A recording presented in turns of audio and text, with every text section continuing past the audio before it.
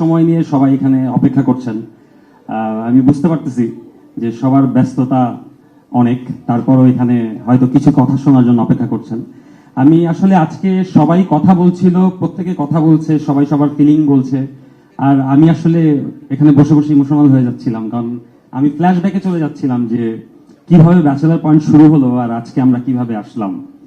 So ছোট্ট করে যদি একটু বলি, আমি যখন ব্যাচেলার পয়েন্ট স্টার্ট করি তখন আসলে আমি নিজেও জানতাম না যে ব্যাচেলার পয়েন্টের ভবিষ্যৎটা কি, কিন্তু আমি সিরিয়ালটা শুরু করেছি একদম সততার সাথে। আমার যতটুকু বাজেট ছিল, যতটুকু সাধ্য ছিল, আমি চেষ্টা করেছি আমার বেস্ট এফোর্ট দিয়ে কাজটা করতে। আমার কাছে সুযোগ ছিল, হয়তো তখন আমি বাজেটের কথা চিন্তা করে অনেক কিছু কম্প্রোমাইজ করতে পারতাম, কিন্তু যখন আমার যেটা করতে ইচ্ছা করতো আমি ব্যাচেলার পয়েন্টে সবসময় সেটাই করতাম। আমার সাথে শুরু থেকেই আমার এক্সিকিউটিভ প্রডিউসার তহিদ তালুকদারও আমার সাথে সবসময় ছিল, ওকে অনেক ধন্যবাদ। তো আমাকে সবসময় বলতো যে ভাই এটা করলে তো খরচ বেড়ে যাবে, এটা করা ঠিক হবে না, এটা না করি, ওইটা না করি। কিন্তু সবসময় আমি বলতাম যে আচ্ছা আমরা বাজেটের কথা চিন্তা না করি, আগে প্রজেক্টটা করি, তারপর দেখা যাবে কি হয়। তো প্রত্যেকবার আমরা এভাবে করে ব্যাচেলার পয়েন্টে শুটিং করতাম, তারপরে বলতো এই যে ভাই এবারও তো বাজেট বেড়ে গেল, কি হবে। বললাম আচ্ছা করতে থাকি। সেই করতে করতে আজকে আমরা সিজন 5 পর্যন্ত চলে আসলাম, দীর্ঘ 7টা বছর পাড়ি দিয়ে দিলাম। সবাইকে অসংখ্য ধন্যবাদ এই যাত্রায় পাশে থাকার জন্য। আর ব্যাচেলার পয়েন্ট এটা আসলে ইটস লাইক মাই বেবি। আমি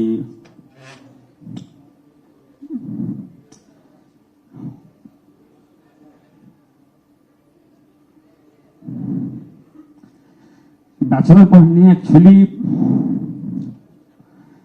অনেক ধরনের বাধার মুখে আমি পড়ছি, বাট সবসময় মনে হয়েছে যে হয়তো আমি অনেস্টি দিয়ে করলে এটার একটা ফিডব্যাক অডিয়েন্স আমাকে দিবে। সেই জায়গা থেকে আমি কখনোই নিরাশ হইনি।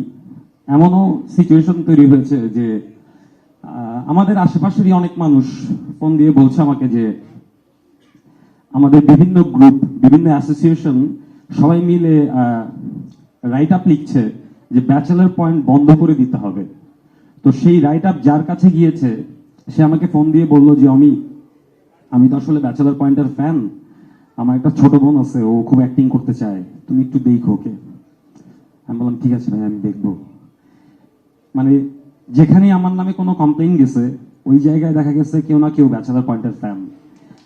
মানে কোনো না কোনো ভাবে কোনো না কোনো মানুষ আমার পাশে এসে দাঁড়িয়েছে সব সময়, প্রত্যেকটা বার। সিজন 1 যখন আমরা করি তখন সিজন 1 অফ হয়ে যায়, তারপর আমার পাশে আবার কেউ না কেউ এসে দাঁড়ায়। আমি সিজন 2, 3, 4 টানা 3টা সিজন করেছি মোশন রকের ব্যানারে ধ্রুব টিভির সাথে। ধ্রুবদাকে অসংখ্য ধন্যবাদ, আমার পাশে সে ওই সময় দাঁড়িয়েছে। সিজন 4 বন্ধ হয়ে যাওয়ার পর আসলে ব্যাচেলার পয়েন্ট নিয়ে আমি আসলে অনেক বড় স্বপ্ন দেখতে থাকি, কারণ আমি গত 2 বছর যাবৎ ওটিটি প্রজেক্ট করছিলাম। সো আমি ওটিটি প্রজেক্ট করতে গিয়ে আমার এক ধরনের সিনেম্যাটিক এক্সপিরিয়েন্স হয়, যেটার জন্য আসলে সবচেয়ে বড় অবদান হচ্ছে মঞ্জু ভাইয়ের। সে আমাকে প্রতিনিয়ত সিনেমার দিকে ঠেলে দিচ্ছিল, এবং আমি যত বেশি সিনেম্যাটিক এক্সপিরিয়েন্সে কাজ করা শুরু করলাম তখন আমার মনে হচ্ছিল যে আমি তাহলে ব্যাচেলার পয়েন্ট কিভাবে বানাবো। ব্যাচেলার পয়েন্ট যদি আমি সিনেমার মতো করে বানাতে যাই সেক্ষেত্রে এটা তো আসলে অনেক বড় হয়ে যাবে, অনেক বড় বাজেটে চলে যাবে, এতগুলো এপিসোড আমি কিভাবে বানাবো। তো সেই কিভাবে বানাবো করতে করতে আমার আসলে 2.5 বছর চলে যায়। তারপর দেখলাম যে আমার আসলে এটা তো বানাইতে হবে, অডিয়েন্স তো চাচ্ছে ব্যাচেলার পয়েন্ট সিজন 5। তখন মুশফিকুর রহমান মঞ্জু ভাই আবারও আমার পাশে এসে দাঁড়ায় যে এবার ব্যাচেলার পয়েন্টকেই আমরা সিনেম্যাটিক এক্সপিরিয়েন্স দিব অডিয়েন্সকে, ব্যাচেলার পয়েন্ট কি আমরা সিনেমার মতো করে বানাবো, তুমি যেভাবে স্বপ্ন দেখতেছো ঠিক সেভাবেই আমরা বানাবো। সো তখন আমি সাহস পাই। বঙ্গকে অসংখ্য ধন্যবাদ, ফয়েজ ভাইকে অসংখ্য ধন্যবাদ যে বঙ্গ আমার স্বপ্ন পূরণে আমার পাশে এসে দাঁড়িয়েছে এবং আমাকে ফুল ফ্রিডম দিয়েছে যে তুমি যেভাবে স্বপ্ন দেখছো ব্যাচেলার পয়েন্ট নিয়ে আমরা তোমার পাশে আছি।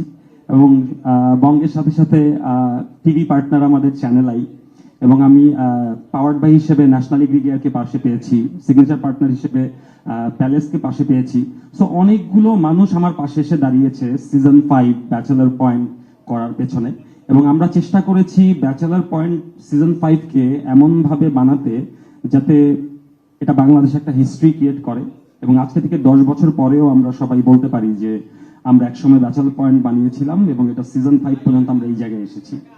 সো ওই টার্গেট থেকে আমরা ব্যাচেলর পয়েন্ট সিজন 5 করেছি। সো আমি আর সময় নিব না, আমি এবার আসল জায়গায় চলে আসি, রিলিজ ডেট অ্যানাউন্সমেন্ট। সো আমি আসলে রিলিজ ডেট অ্যানাউন্সমেন্টটা করতে চাই, তারপর হয়তো আমাদের অফিসিয়াল পোস্টারটা আপনারা সবাই দেখতে পাবেন।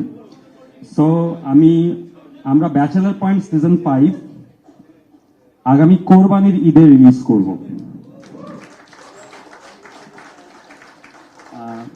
আগামী কোরবানি ঈদের দিন বঙ্গ অ্যাপে আপনারা ব্যাচেলর পয়েন্ট একসাথে 8টা এপিসোড দেখতে পাবেন। এবং ব্যাচেলর পয়েন্ট এবার 120 পর্বের এপিসোড, 120টা এপিসোড থাকবে ব্যাচেলর পয়েন্টের। ঈদে বঙ্গ ওটিটিতে একসাথে 8টা এপিসোড যাবে। তার ঠিক 1 মাস পর এই ব্যাচেলর পয়েন্ট আবার বঙ্গতে আরো 8টা এপিসোড চলে আসবে।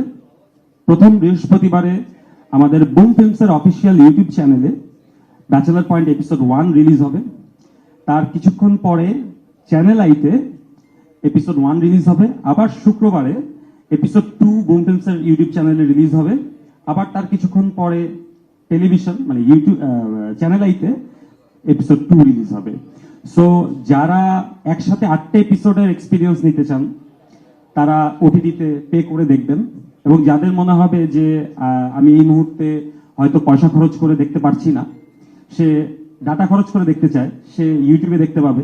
কারো যদি মনে হয় আমি ব্যাচেলর পয়েন্ট পয়সা খরচ করেও দেখবো না, ডাটা খরচ করেও দেখবো না, আমি টিভিতে দেখবো, আমার বাসায় ডিজিটাল লাইন আছে, সো সে টিভিতেও দেখতে পাবেন। আমি প্রত্যেকটা প্ল্যাটফর্মে আমাদের যত অডিয়েন্স আছে সবার প্রতি রেসপেক্ট রেখে সবাইকে দেখানোর জন্য ব্যাচেলর পয়েন্ট সিজন 5 বানিয়েছি। এবং ব্যাচেলর পয়েন্ট সিজন 5 একটা মেগা ওয়েব সিরিজ, আপনারা একটা মেগা ওয়েব সিরিজ পাচ্ছেন, যেটা আপনারা ওটিটিতেও পাবেন, ইউটিউবেও পাবেন এবং টিভিতেও পাবেন। কোনো অডিয়েন্স মিস করবে না ব্যাচেলর পয়েন্ট, প্রত্যেকটা মানুষের কাছে আমরা পৌঁছে যাব। সো সিজন 5-এ সবাই আমাদের পাশে থাকবেন এই কামনা থাকলো। এবং ব্যাচেলর পয়েন্ট হয়তো আরো অনেক দূর যাবে আপনাদের ভালোবাসা পেলে, এখানেই শেষ নয়, আরো অনেক দূর যাব আমরা ইনশাল্লাহ। থ্যাংক ইউ সো মাচ সবাইকে এই যাত্রায় পাশে থাকার জন্য। Thank you.